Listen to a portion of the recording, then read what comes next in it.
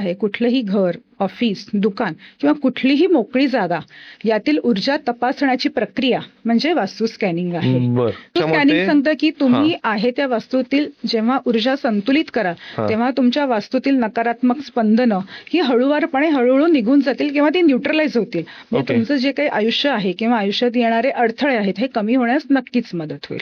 त्यांना असं का वाटलं की वास्तूमध्ये काही दोष आहे म्हणून मला असं व्हायला लागलं, कारण की निगेटिव्ह एनर्जी आहेत की ह्याच्यात कोणतरी गाडलेलं आहे किंवा हे असे सापळे मिळू शकतात, हे पण या यंत्रातून केलं. घर एनर्जाइज्ड आहे की नाही बघत नाही तर घरातल्या लोकांना त्यात कुठले कुठले इश्यूज येत आहेत आधी आपण याची माहिती घेतो आणि मग आपण वास्तू स्कॅनिंग करतो. आपल्याला निसर्गाच्या नियमांचं पालन करून वास्तू बांधायला सांगितलेली आहे, पण आजच्या या इमारतींच्या जगात ते आपल्याला शक्य नाही. त्याच्यामुळे हे मी म्हणेन एक ऍडव्हान्स स्टेप आहे वास्तू स्कॅनिंग. पारंपरिक तर आयडियली फ्लॅट सिस्टीम मध्ये आता जर एका कोपऱ्यामध्ये सगळ्यांची जर 12 मजली टॉवर असेल तर आयडियली जर प्रत्येकाचं तसं लोकेशन सेमच आहे. हो, प्रत्येकाच्या घरी समस्या सेम पाहिजेत. तर मंडळी, आजच्या पॉडकास्टवरती आपण इन्व्हाइट केलेलं आहे अमृता फडके यांना. वास्तू स्कॅनिंगचे एक्सपर्ट्स आहेत त्या. वास्तुशास्त्र हे काय आहे, वास्तुशास्त्रामधले लिमिटेशन्स काय काय आहेत, ते आपण ओव्हरकम वास्तू स्कॅनिंगसाठी कसं करू शकतो, तर याबद्दल खूप अशी छान चर्चा झालेली आहे. चला तर मग बघूया.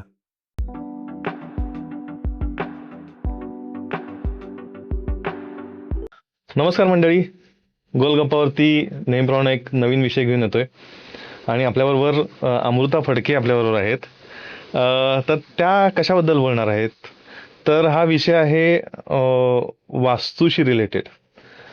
वास्तू म्हटल्यानंतर आपल्याला सगळ्यांचा जिव्हाळ्याचा विषय आहे हा, की वास्तू आपली कशी पाहिजे, आयडियल आहे की नाही, मला लाभणार आहे की नाही ती. तर या सगळ्या गोष्टी आपण विचार करतो. पण वास्तुशास्त्र याच्यासाठी आपण स्टडी करतो.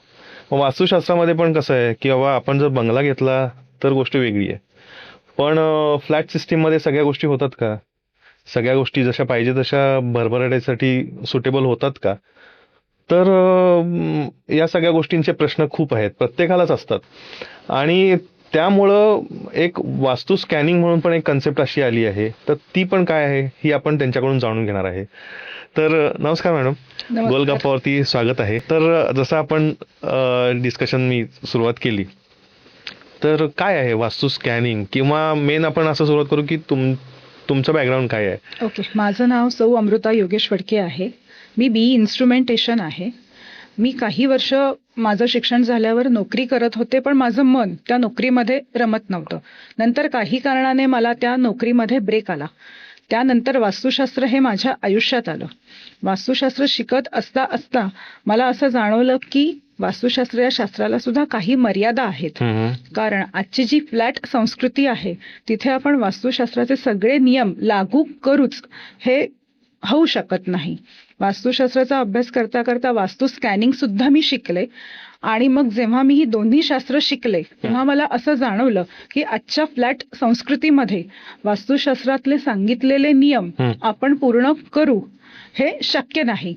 आणि वास्तू स्कॅनिंग मधले सांगितलेले नियम हे अनावश्यक तोडफोड न करता आहेत. त्याच्यामुळे माझा कल हा पारंपरिक वास्तुशास्त्रापेक्षा हा वास्तू स्कॅनिंग कडे वळला आणि मग मी त्यामध्येच माझं करिअर करायला सुरुवात केली. मूळच्या कुठल्या तुम्ही? मी मूळची बदलापूरची आहे आणि माझं माहेर इकडे पुण्यात आहे. त्याच्यामुळे मग आता वास्तुशास्त्र, आता सुरुवात तुम्ही वास्तुशास्त्रापासून केली, बरोबर? वास्तुशास्त्र तुमच्या आयुष्यात कसं आलं हे थोडक्यात सांगू शकता का, की काय फॅसिनेशन वाटलं? मला मुळात या शास्त्रांची, ज्योतिषशास्त्र, वास्तुशास्त्र, रत्नशास्त्र, न्यूमरोलॉजी या शास्त्रांची प्रचंड आवड होती. माझे आजोबा म्हणजे माझ्या बाबांचे बाबा हे उत्तम ज्योतिषशास्त्र बघायचे. त्याच्यानंतर माझ्या घरामध्ये माझे बाबा, माझी आई, माझा भाऊ हे सगळेच जण ज्योतिषशास्त्राचा खूप छान अभ्यास करायचे आणि त्यांचे रिझल्ट बऱ्यापैकी बरोबर यायचे. त्यामुळे मला हळूहळू या शास्त्राची गोडी लागली.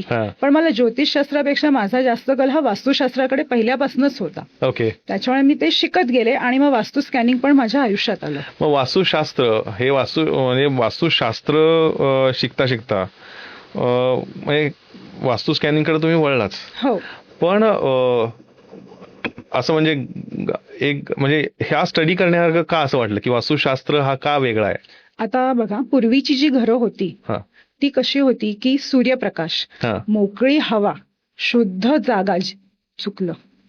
पूर्वीची जी काही घरं होती ही सूर्यप्रकाश, शुद्ध हवा, मोकळी जागा, किंवा सूर्य कुठून उगवतोय, हा. कुठे मावळतोय, किंवा पाणी कुठे साचतंय, हा या नियमांवर आधारित होती. हा बरोबर. त्याच्यामुळे कसं होतं की त्या घरांमध्ये हम्म. नैसर्गिक नियम हे तंतोतंत पाळले जात होते. जसं ईशान्येला देवघर आहे, हम्म. अग्नेयेला स्वयंपाकघर आहे. हम्म.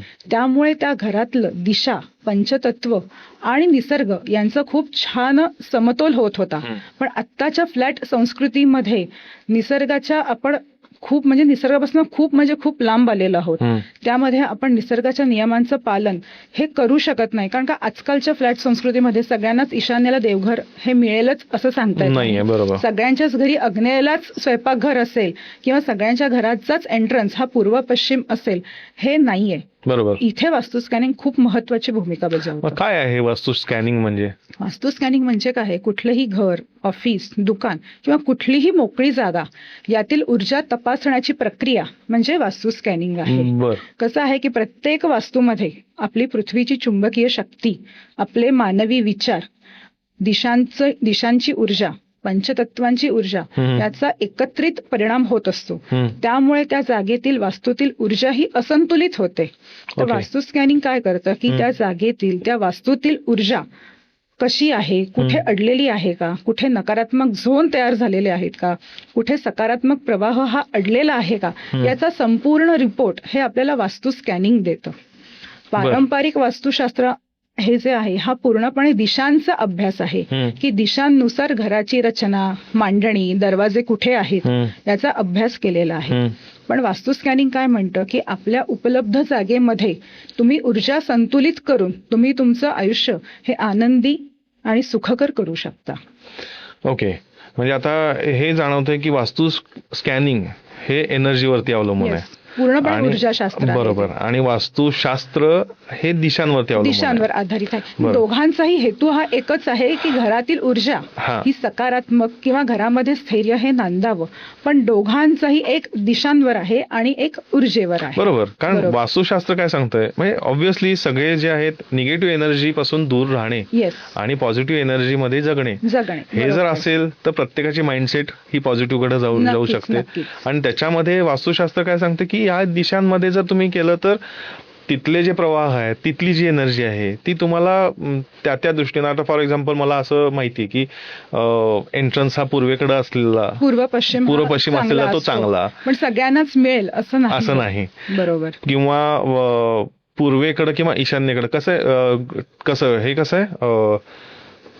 स्टो जो आहे तो कुठल्या दिशेला पाहिजे? किचन हे आपलं अग्नेयला अग्नेयला असतं. किंवा घरातल्या कर्त्या पुरुषाची जी बेडरूम आहे ना हा. ही नेहमी नैऋत्येला असावी, नैऋत्येकडे कारण असते. तिथे स्थिरता आहे. हा. आणि आपली गेस्ट रूम जी आहे ही हा. वायव्येला असावी. हा पाणी म्हणजे हे ईशान्येला हा. असावं. पण हे सगळे नियम आपण पाळू शकत नाही सध्याच्या बरोबर. परिस्थितीमध्ये. म्हणजे तेच आहे की पण वास्तुशास्त्र काय सांगतं की ह्या डिरेक्शन ह्या दिशेला तुमचं जर असेल तर तुमच्या तर वास्तूतली तुमच्यातली ऊर्जाही ऊर्जाही संतुलित होते. जिथं ज्या पद्धतीनं म्हणजे च्या डिरेक्शनला आग्नेयच्या दिशेला जर तुमचा विस्तव असेल किंवा गॅस असेल, शेगडी असेल तर तुम्हाला ती ऊर्जा आपल्या संपूर्ण घराला मिळते, बरोबर कुटुंबात मिळते. राहणाऱ्या माणसांना मिळते. आणि जिथं पाण्याचा स्त्रोत आहे तो पण त्याची कुठली वायव्य आहे का त्याची? नाही, तिथे आपण ईशान्य जलतत्व जे आहे म्हणजे तत्वांवरती अवलंबून तत्वांवर आहे. पंचतत्व, दिशा आणि निसर्ग यांचा जिथे उत्तम संतुलन असतं तिथे आपोआपच त्या वास्तूतील ऊर्जा ही संतुलित होते. बरोबर. मग त्यामुळे आता त्या पद्धतीनं केलं. आता जलतत्व जिथं आहे तिथं जर आपण गॅस शेगडी ठेवली तर त्या घरामध्ये नक्कीच एक प्रॉब्लेम अडचणी येतात. चालू होतात. अशा गोष्टी आहेत. अशा गोष्टी वास्तुशास्त्र सांगतं. असं सांगतं. पण जसं आता तुम्ही म्हटलं की वास्तुशास्त्र हे एक मोकळी जागा असेल आणि आपल्याला बांधायचं असेल किंवा जुनी घरं असतील तर तिथं बांधायचे मी असतील. जसं म्हटलं तसं हा. की मोकळी जागा जिथे आहे किंवा पूर्वीची घरं जी होती ही हा. पूर्णपणे वास्तुशास्त्राचा अभ्यास करूनच बांधली जात होती. बरोबर. पण आत्ताच्या या इमारतींच्या जगात किंवा या फ्लॅट संस्कृतीमध्ये हा. पारंपरिक वास्तुशास्त्राचे नियम पाळणं आपल्याला हे शक्य होत शक्य नाही. नाहीये. बरोबर. त्यामुळे मग आपण काय करायचं? आपण त्या घरामध्ये तोडफोड आपल्याला प्रत्येक वेळेस जमेलच असं आपण सांगू शकत नाही. बरोबर. त्याच्यामुळे आहे त्या जागामध्ये मी म्हणेन की तुम्ही ऊर्जा संतुलित करा आणि तुम्ही त्या वास्तूतच राहा. वास्तू बदलण्यापेक्षा मी म्हणेन वास्तूची ऊर्जा बदला. बरोबर. कारण वास्तुशास्त्र हेच सांगतं की बाबा जर दिशा तुमची चुकली असेल तर हे तुम्हाला फोडायला पाहिजे हो. आणि तुम्हाला ते चेंज करायला पाहिजे. अदरवाईज ते प्रॉब्लेम्स येतील. पण वास्तू स्कॅनिंग हे वास्तू तुमच्या स्कॅनिंग मते सांगतं की तुम्ही आहे त्या वास्तूतील जेव्हा ऊर्जा संतुलित करा तेव्हा तुमच्या वास्तूतील नकारात्मक स्पंदनं ही हळूवारपणे हळूहळू निघून जातील किंवा ती न्यूट्रलाइज होतील. म्हणजे तुमचं जे काही आयुष्य आहे किंवा आयुष्यात येणारे अडथळे आहेत हे कमी होण्यास नक्कीच मदत होईल. ओके. मग ह्यासाठी काय केलं जातं? वास्तू स्कॅनिंग म्हणजे नेमकं काय वास्तू असतं? स्कॅनिंग म्हणजे काय आहे की वास्तू स्कॅनर किंवा त्याला ऑरा स्कॅनर असंही म्हणतात, त्याला युनिव्हर्सल स्कॅनर असंही म्हणतात की हे एक उपकरण आहे जे आपण याला म्हणूया की हे एक एनर्जी डायग्नोस्टिक टूल आहे. ते आपल्या घरातील सगळ्या ऊर्जा यांचा सखोल अभ्यास करतो, त्याप्रमाणे रिपोर्ट तयार करतो आणि मग त्याप्रमाणे आपण त्या घराला रेमेडीज देतो. कारण प्रत्येक वास्तूमध्ये भरपूर ऊर्जा या कार्यरत असतात. भरपूर म्हणजे भूऊर्जा दोष आहेत की जमिनीखालून जे काही पाण्याचे प्रवाह वाहतात किंवा ज्या काही फॉल्ट लाईन्स गेलेल्या आहेत त्यांच्या प्रभावामुळे सुद्धा आपल्या घरातील ऊर्जा ही असंतुलित होऊ शकते. मग अशा वेळेस आपल्याला वास्तू स्कॅनिंग हे खूप उपयोगी पडतं. वास्तू स्कॅनिंग साठी एक उपकरण आहे, एक उपकरण आहे, मशीन आहे. आणि म्हणजे थोडक्यात काय केलंय, वास्तुशास्त्राला एक टेक्नॉलॉजीची जोड दिली आहे आणि ते वास्तू स्कॅनिंग मध्ये वास्तुशास्त्र हे महत्वाचं आहेच. बरोबर. पण हा आपला बेस आहे आणि मी म्हणेन की वास्तू स्कॅनर हे एक एनर्जी डायग्नोस्टिक टूल आहे की जरी त्या वास्तूमध्ये त्या दिशेप्रमाणे त्या तत्वाप्रमाणे जरी एनर्जी संतुलित होत नसली तरी आपण वास्तू स्कॅनिंगच्या उपायाने ती एनर्जी आपण संतुलित करू शकतो. ओके. म्हणजे आता दिशा ह्या महत्वाच्या आहेतच सगळं दिशा. पण मग दिशा जर दिशांनुसार आपण जर आपली कन्स्ट्रक्शन नसेल तरी आपल्याला एनर्जी बॅलन्स करता येते. हो. आणि जिथं पाहिजे तिथं वेगळेपण आहे वास्तू स्कॅनिंगचं की जरी दिशा पंचतत्व संतुलित नसली तुमच्या घरातील तरी वास्तू स्कॅनिंगच्या उपायाने आपण ते संपूर्ण घर हे संतुलित करू शकतो. म्हणजे दिशा प्रॉपर ज्या वास्तुशास्त्रानुसार ज्या दिशा आहेत त्यानुसार नसेल तर म्हणजे ऑब्व्हियसली एनर्जी इम्बॅलन्स असणार आहे. मग हे ह्या स्कॅनर मधून आपण आपल्याला एनर्जी इम्बॅलन्स कुठे आहे आणि कुठली एनर्जी इम्बॅलन्स झाली आहे, कुठलं तत्व इम्बॅलन्स झालं हे आपल्याला या मशीन मधून समजतं आणि त्याप्रमाणे अचूक उपाय आपण त्या वास्तूला देऊ शकतो. ओके. मग ह्याच्यात काही उदाहरणं देऊ शकता की काय काय कुठल्या लेवल पर्यंत आपण डीप पर्यंत जाऊ शकतो या वास्तू स्कॅनिंग थ्रू? वास्तू स्कॅनिंग मध्ये आता मी तुम्हाला सांगते की आपण कुठले कुठले आधी दोष बघतो की त्या वास्तूमध्ये पंचतत्व संतुलित आहेत का. अग्नी, पृथ्वी, वायू, जल, आकाश ही तत्व कमी जास्त प्रमाणात आहेत का हे आपण तपासतो.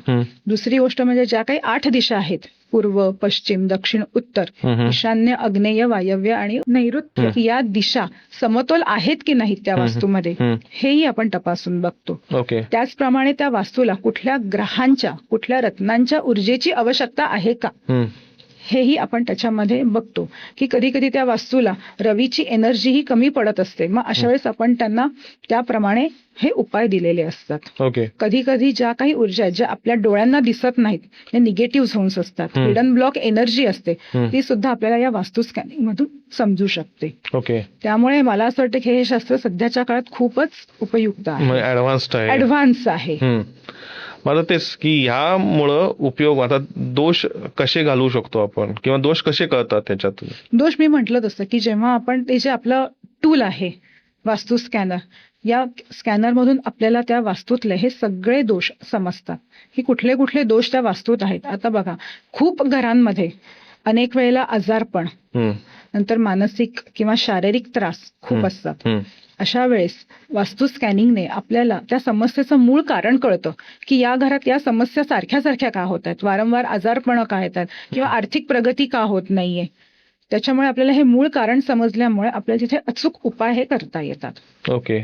मग असं काही तुम्हाला उदाहरण सहित देऊ शकाल की असं या घरी असं झालं होतं आणि या मशीननं मला असं दाखवलं टूलनं? हो, असं एक उदाहरण आहे. कारण त्या ज्या होत्या मॅडम, त्यांना बीपी, डायबेटीस, शुगर, नंतर हार्ट रिलेटेड म्हणजे सगळ्याच त्यांच्या भरपूर या गोळ्या चालू होत्या. पण त्यांना आपण काही रेमेडीज दिल्यानंतर काही महिन्यांनी त्यांच्या ज्या काही गोळ्या त्यांना असं का होत्या वाटलं त्या की कमी बाबा- झाल्या नाहीत, हा. पण त्या ज्या एमजी होतं ते त्यांचं प्रमाण आपण कमी कमी केलं. पण त्यांना असं का वाटलं की वास्तूमध्ये काही दोष आहे म्हणून मला असं व्हायला लागलंय? कारण त्या घराची रचना बघितली ही तर पारंपरिक नियमांनुसारच होती. बर. अग्नेला त्यांचं किचन होतं, त्यांचं ईशान्येला देवघर होतं, त्यांची जी मास्टर बेडरूम होती त्या घरातली कर्त्या पुरुषाची ही नैऋत्येलाच होती.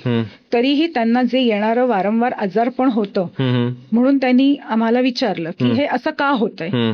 तेव्हा आम्हाला असं कळलं की त्या घरातल्या दिशा किंवा त्या जिथे ज्या सोफ्यावर बसतात त्या सोफ्याखालील दिशा या असंतुलित होत्या. तेव्हा जेव्हा आम्ही या ऊर्जा संतुलित केल्या, दिशा नाही ऊर्जा या संतुलित नव्हत्या, त्याच्यामुळे जेव्हा या ऊर्जा संतुलित केल्या तेव्हा हळूहळू त्यांच्या आरोग्यावर खूप छान परिणाम व्हायला लागला. ओके. मग हे मशीन कसं सांगतं, म्हणजे इंडिकेशन देतं की मशीन हे पर्सेंटेज मध्ये असतं. एक तर फुल्ली ओपन होतं, फुल क्लोज होतं, किंवा ते पर्सेंटेज मध्ये ओपन होतं आणि आपल्याला सांगतं की इथे ही दिशा योग्य आहे का, किंवा हे तत्व इथे योग्य आहे का, किंवा इथे वेगवेगळ्या ऊर्जांचे आपल्याला सॅम्पल्स मिळतात. त्या ऊर्जांच्या सॅम्पल्स वरनं आपल्याला कळतं की इथे कुठली ऊर्जा व्यवस्थित आहे, कुठली नाहीये. असं काय कळतं का की एखादा बंगला बांधला असेल आणि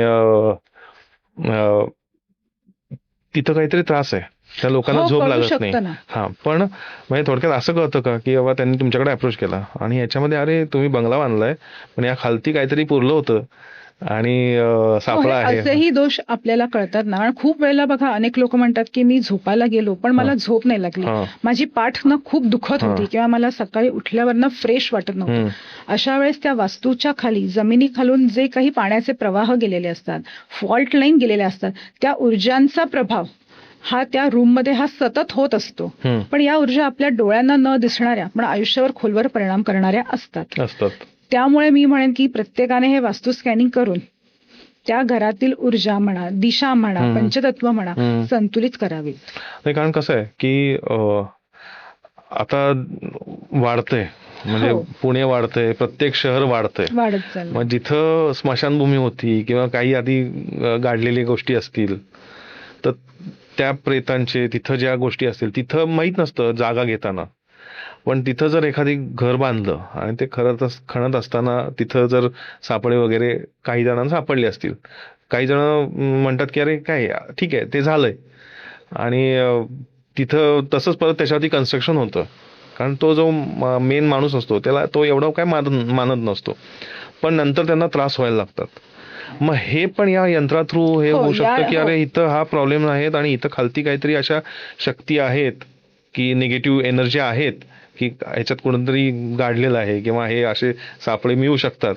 हे पण या यंत्रा अशाही एनर्जीज, ज्या काही निगेटिव्ह एनर्जीज आहेत, ज्या काही स्पिरिट एनर्जीज आहेत, हे सुद्धा हे यंत्र, ज्या स्पिरिट एनर्जी सुद्धा हे यंत्र डिटेक्ट करतं. त्याच्यामुळे आपल्याला समजतं की कुठल्या झोनमध्ये किंवा कुठल्या कोणामध्ये या कुठल्या दिशेमध्ये स्पिरिट एनर्जी आहेत की नाहीत. त्यामुळे तशी मग आपल्याला त्याप्रमाणे उपाययोजना करता येते. ओके. मग आता ह्याचे फायदे काय होतात, म्हणजे रेमेडीज काय काय करू शकतो आपण?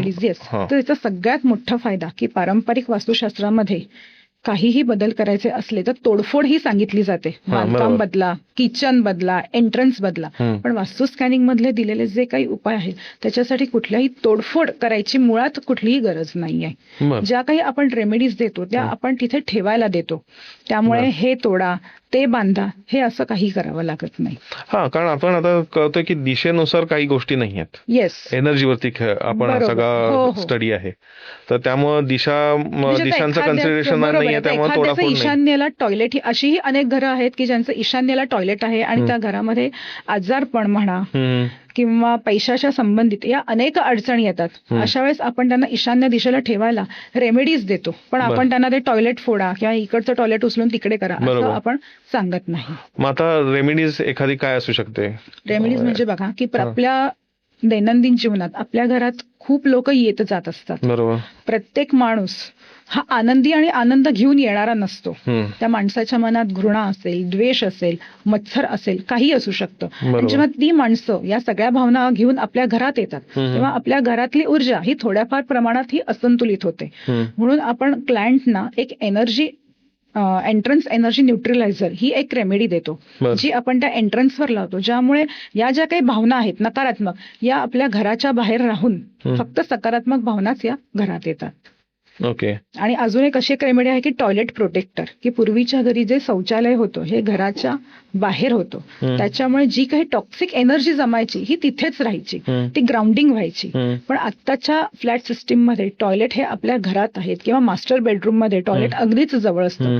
सो ती टॉक्सिक एनर्जी ही ग्राउंडिंग होत नाही, न्यूट्रलाइज होत नाही. म्हणून आपण आपल्या क्लायंट्सना एक टॉयलेट प्रोटेक्टर नावाची सुद्धा रेमेडी देतो, की ज्यामुळे त्यात निर्माण होणारी एनर्जी ही न्यूट्रलाइज व्हायला मदत होते. याला बेस काय आहे खरं? म्हणजे हे जे न्यूट्रलायझर करतो आपण किंवा हे म्हणजे थोडक्यात आता एखादी गोष्ट आणली आणि ह्यानं तुमचं न्यूट्रलाइज होईल असं म्हटल्यानंतर मी कसं कन्सिडर करायचं की नाही, ही जी काही नकारात्मक ऊर्जा आहे ती मग जाणार कुठे? नकारात्मक ऊर्जा जी असते ही घरातच साचत राहते आणि साठून साठून मग ती घरामध्ये निगेटिव्ह झोन्स हे तयार होतात. तर ही जी एनर्जी आहे ही न्यूट्रलाइज झाल्यामुळे घरात एक सकारात्मक ऊर्जेचा प्रवाह व्हायला सुद्धा सुरुवात होते. नाही, पण ह्या मशीन थ्रू न्यूट्रलाइज होणार हे कसं आपण प्रमाण, म्हणजे आता तुम्ही जे न्यूट्रलायझर देणार आहे त्यामध्ये असे काही घटक आहेत वापरलेले, त्या घटकांमुळे ती एनर्जी असते ही न्यूट्रलाइज व्हायला सुरुवात होते. ओके. म्हणजे थोडक्यात काय की बाबा कुठली एनर्जी इम्बॅलन्स आहे त्या तत्वानुसार ते न्यूट्रलायझर वापरलं जातं. बरोबर. म्हणजे कुठल्याही म्हणजे आता प्रत्येकासाठी अग्नेय म्हणजे तत्व जर आपलं बिघडलंय तर आपण त्या अग्नेय तत्वानुसारच आपण त्यांना तो न्यूट्रलायझर देतो. एखादं जर जलतत्व बिघडलेलं आहे तर त्या तत्वानुसार आपण हे न्यूट्रलायझर दिलेले असतात. तत्व आणि दिशा नाही, टॉयलेट प्रोटेक्टर जो आहे हा फक्त ती एनर्जी कन्सिडर करून आपण तो तयार केलेला आहे. म्हणजे तोच मी विचारतो की बेस त्याचा आहे की तत्व आणि तत्वानुसार त्या गोष्टी तत्वानुसार आणि दिशांप्रमाणे रेमेडीज आहे. म्हणजे माझ्या फ्लॅटमध्ये तुमच्या न्यूट्रलायझर वरून फरक जाणवला म्हणून परस्पर अजून एक न्यूट्रलायझर मागवा आणि दुसऱ्यांच्या घरी तो दिला असं होऊ शकत नाही. स्कॅनिंग केलेलं नसतं, त्याच्यामुळे किती ऊर्जा किती पर्सेंटेज आहेत हे आपल्याला माहिती नसतं. त्याच्यामुळे आपण सरसकट ही रेमेडी इथे आहे म्हणून तिथे शक्यतो वापरू नये. वास्तू स्कॅनिंग केल्याशिवाय कुठलीच रेमेडी वापरू नये. आता ते स्कॅनिंग तुम्ही म्हटलं आणि ते पर्सेंटेज वगैरे येतं, काय म्हणजे ते काय इंडिकेट करतं? आणि आता एखाद्या वेळेस आपण जेव्हा कुठल्याही घरात स्कॅनिंग करतो, आता मी जर एखादं कुठलं दिशा जेव्हा आपण चेक करतो, आता आपण आग्नेय दिशा घेऊया. अग्नी तत्व जर का जास्त असेल त्या घरात तर मला हे 100% दिसतं की स्कॅनरवर की यांच्या घरामध्ये अग्नी तत्व हे खूप प्रमाणात आहे.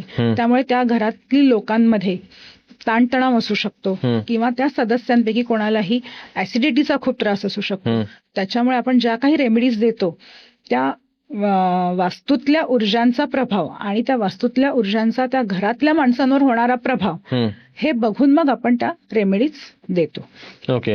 म्हणजे ते पर्सेंटेज किती आहे आणि त्या घरातल्या लोकांना त्या ऊर्जेचा किती त्रास होतोय हे दोन्ही बघितलं जातं. म्हणजे त्याचं काउन्सिलिंग पण होतं. येस, काउन्सिलिंग पण होतं. म्हणजे थोडक्यात कसं एक फर्स्ट स्टेप असं असेल, तुम्ही गेला काउन्सिलिंग म्हणजे एनर्जी त्या यंत्राद्वारे चेक केलं, घर एनर्जाइज्ड आहे की नाही बघत नाही, तर घरातल्या लोकांना त्यात कुठले कुठले इश्यूज येत आहेत आधी आपण याची माहिती घेतो आणि मग आपण वास्तू स्कॅनिंग करतो.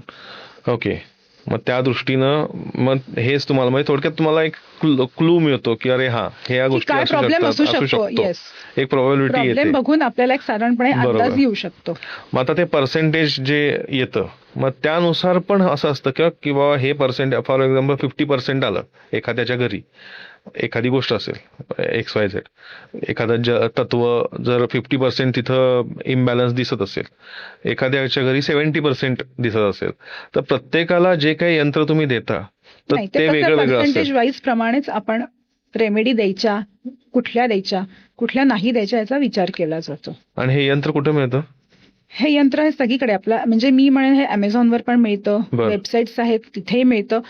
पण योग्य त्या डीलरकडनं हे यंत्र घेणं कधीही चांगलं. आणि नुसतं यंत्र घेऊन कोणीही वास्तू स्कॅन करू नये, कारण त्यामागे एक आपली साधना असते, एक गुरु असावा लागतो की ज्यांकडनं आपल्याला ही व्यवस्थित माहिती म्हणा हा. किंवा या शास्त्राचा कसा उपयोग करावा याची सखोल माहिती मिळते. कारण यंत्र आजकाल बाजारामध्ये खूप मिळतात. अमेझॉनवर तर सरसकट मिळतं, वास्तू बरोबर. स्कॅनर मिळतो. पण हे गुरूंकडनं शिकूनच मग मी म्हणेन या विद्येचा उपयोग करावा. हो का? आता कोणी अमेझॉन घेईल, माझ्या घरी बघेल, हा एनर्जी हा असं Yes, आलंय, yes. चॅट जीपीटीला टाकेल नाही, आणि पण अशा ज्या काही विद्या आहेत ना, या गुरूंकडनंच शिकाव्यात आणि मगच त्यांचा उपयोग करावात.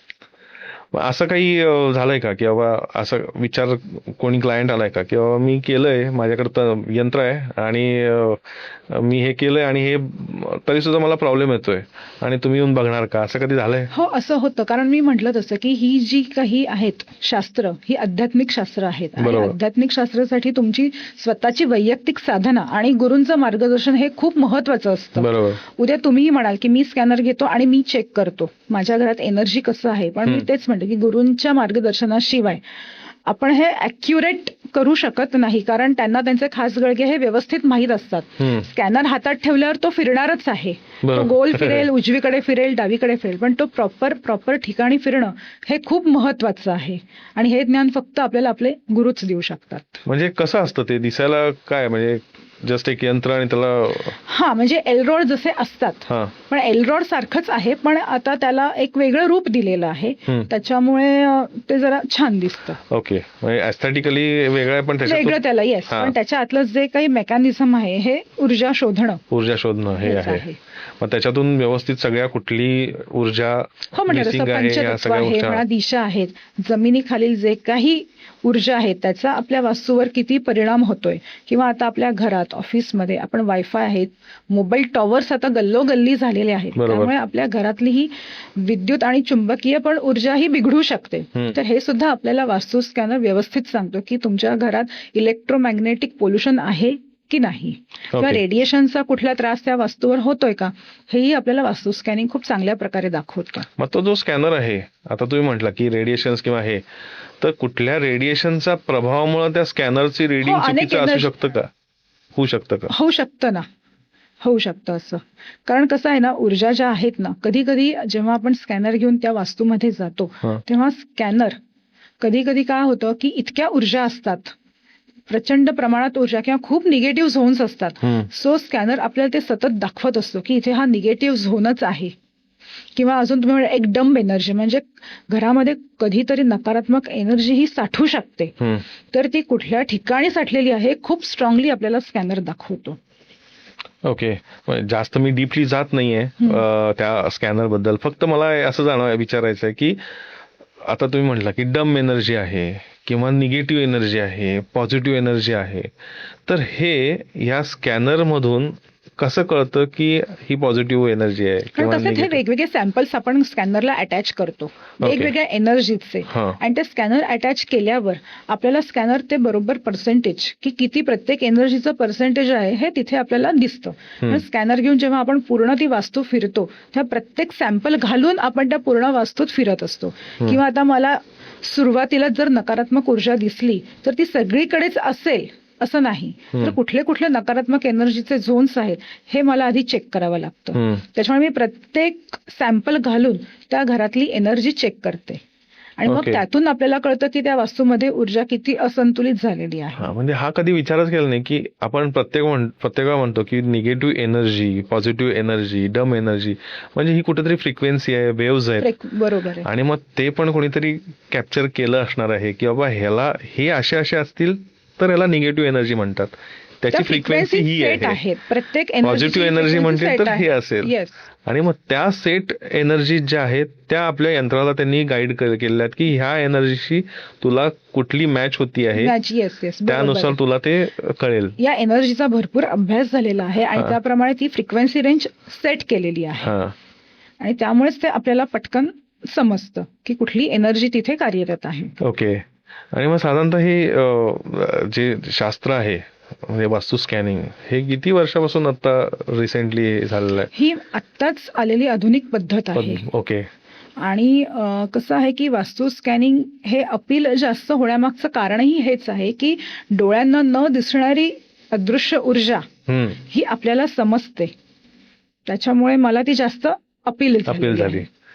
म्हणजे वास्तुशास्त्रावरून तुम्ही वास्तू स्कॅनिंग मध्ये जे तुमचं ट्रान्झिशन झालं थोडक्यात. हो, कारण वास्तुशास्त्र हा आपला पाया आहेच, कारण बरोबर. त्यांनी आपल्याला निसर्गाच्या नियमांचं पालन करून वास्तू बांधायला सांगितलेली आहे, पण आजच्या या इमारतींच्या जगात ते आपल्याला शक्य शक्य नाही. नाहीये, जसं बरोबर. त्याच्यामुळे हे मी म्हणेन एक ऍडव्हान्स स्टेप आहे वास्तू स्कॅनिंग. बरोबर. पारंपरिक वास्तुशास्त्रही हे तेवढंच महत्वाचं आहे. आम्ही मित्रांनो हे स्ट्रेस का देतोय या पॉडकास्टमध्ये, की वास्तुशास्त्राला कोणी डिनाय करू शकत नाही. वास्तुशास्त्र त्याची जागा ती वेगळीच आहे आणि तो बेस आहे प्रत्येक गोष्टींचा, आणि त्याच्या थ्रूच आपण हे वास्तू स्कॅनिंग हे ॲडव्हान्स मेथॉलॉजी त्याच्यात आणलेली आहे.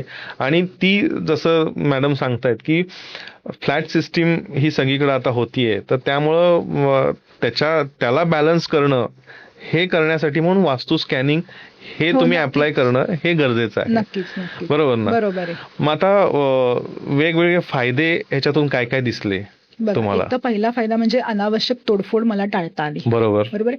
दुसरा म्हणजे आरोग्यावर आपला हा खूप सकारात्मक परिणाम. म्हणजे बघा, खूप वेळेला मी म्हटलं जसं की झोपेच्या समस्या आहेत, हम्म. मानसिक शांतता नाही आजच्या काळात, ताणतणाव आहे, सध्या बायकांना खूप थकवाही जाणवतो. हम्म. तर या वास्तू स्कॅनिंगमुळे जर त्या घरातील आपण ऊर्जा संतुलित केली तर ऑटोमॅटिकली आपली झोप सुधारते, हम्म. आरोग्य सुधारतं, आणि त्याच्यामुळे तुम्ही म्हणतात असं की थकवा येण्याचं प्रमाणही कमी होऊन आपण हेल्दी आणि स्ट्रॉंग राहायला आपल्याला मदत होते. हम्म. सो हे औषध नाहीये वास्तू स्कॅनिंग, पण आपलं आरोग्य उत्तम टिकवण्यासाठीचं मात्र पोषक वातावरण हे नक्कीच तयार करतं.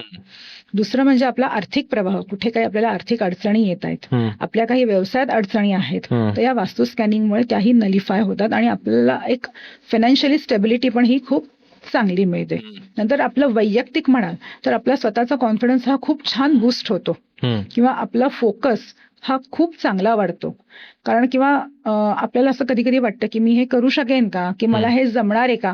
त्याच्यामुळे आपलं माइंड जे असतं हे खूप कन्फ्युज असतं. तर या माइंडला स्टेबल करण्याचं काम सुद्धा हे वास्तू स्कॅनिंग खूप छान करतं. हम्म.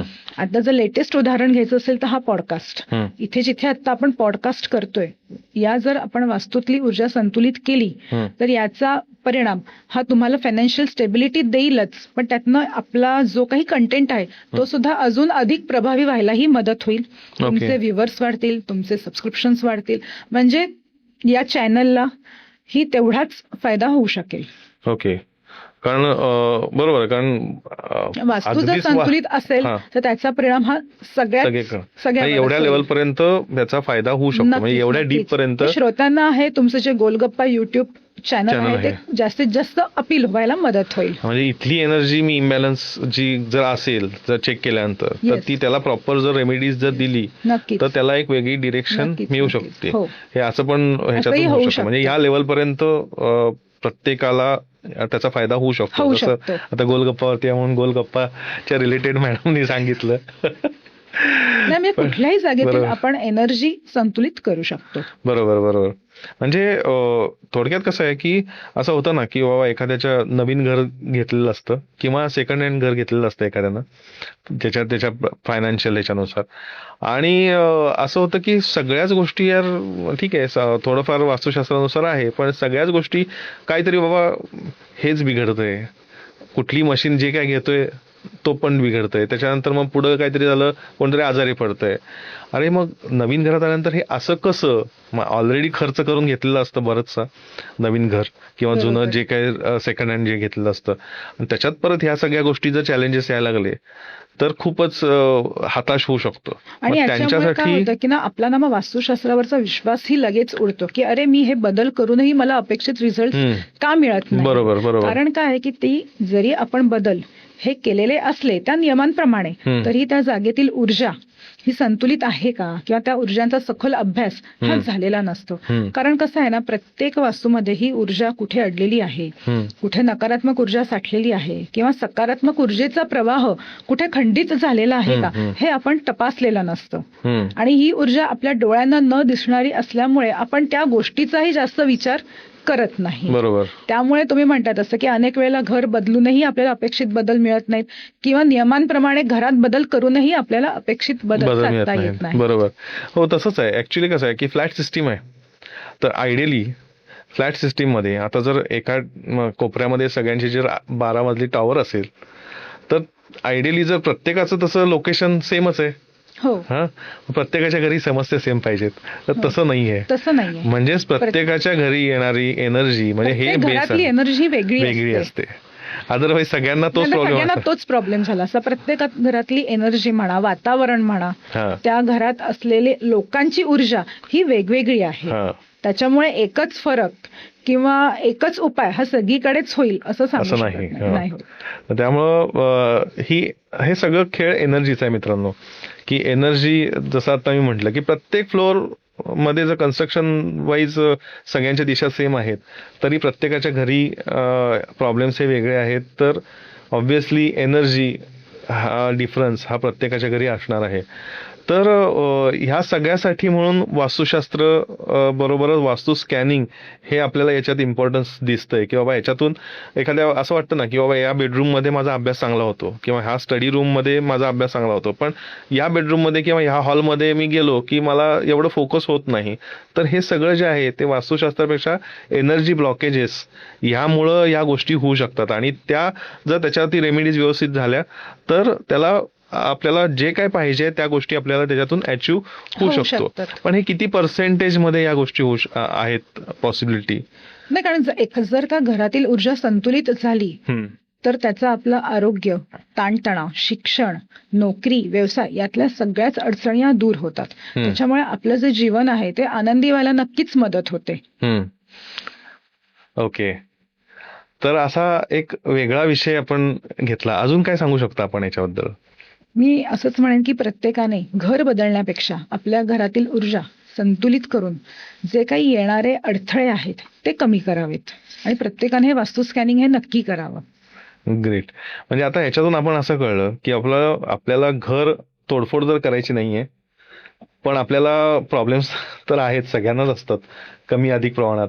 तर त्याच्यात जर आपल्याला त्यातल्या त्यात बेटर सोल्युशन मिळायचं असेल आणि विदाऊट तोडफोड जर कुठलं तरी सोल्युशन आपल्याला एक घ्यायचं असेल, तर वास्तू स्कॅनिंग हा एक उपाय आहे की ज्याच्यामुळं आपल्याला ॲटलिस्ट आपल्या घरातली इम्बॅलन्स जी एनर्जी आहे ती आपल्याला बॅलन्स करायला बऱ्याचशा प्रमाणात म्हणजे फायदा होऊ शकतो.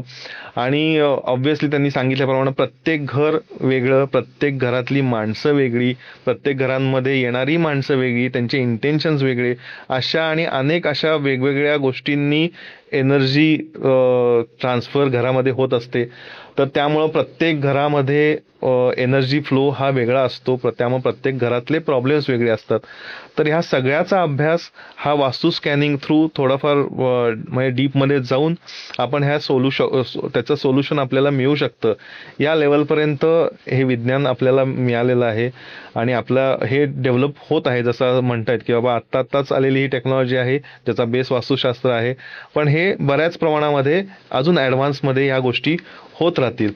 तर या पॉडकास्टमध्ये हेच सांगायचं होतं की एक नवीन टेक्नॉलॉजी आपल्याकडे आलेली आहे की ज्याच्यामध्ये तोडफोड न करता आपण या गोष्टी सहजपणे आपली एनर्जी बॅलन्स किंवा एनर्जी चेक करून त्याचे रेमेडीज वगैरे आपण जर केल्या तर नक्कीच आपल्याला बॅलन्स्ड लाईफ जगायला मदत होऊ शकते. तर या पॉडकास्टमध्ये आपण हे शिकलोच आहे, पण ह्यामध्ये आपण डिस्क्रिप्शनमध्ये ईमेल ID दिलेला आहे, त्याबरोबर आपण डिटेल्स पण, फोनचे वगैरे डिटेल्स पण, आपण कॉन्टॅक्ट डिटेल्स पण याच्यात देणार आहे. तर तुम्ही नक्कीच कुणाला जर ह्याच्यातून लाभ घ्यायचा असेल, या पॉडकास्ट बघितल्यानंतर की एन्क्वायरी करायची असेल, तर त्या नंबरवरती तुम्ही नक्की कॉन्टॅक्ट करा आणि मॅडम गाईड करतीलच त्याच्याबद्दल. हो, नक्की. नक्की. मॅडम खूप छान अशी वेगळी माहिती दिली आणि डिटेलमध्ये ज्यांना इंटरेस्टेड असतील ज्यांना प्रॉब्लेम्स आहेत आणि विदाऊट तोडफोड जर करायचं आहे तर त्यांना नक्की चांगला गायडन्स तुम्ही द्याल, त्यांना त्यांच्या एनर्जीज बॅलन्स तुम्ही करून द्याल ही अपेक्षा आहे. तर आणि तुमचेही मनापासून आभार की मला हा विषय या पॉडकास्ट मधून मांडायला दिल्याबद्दल. येस, तर गोलगप्पावरती आल्याबद्दल खूप खूप धन्यवाद.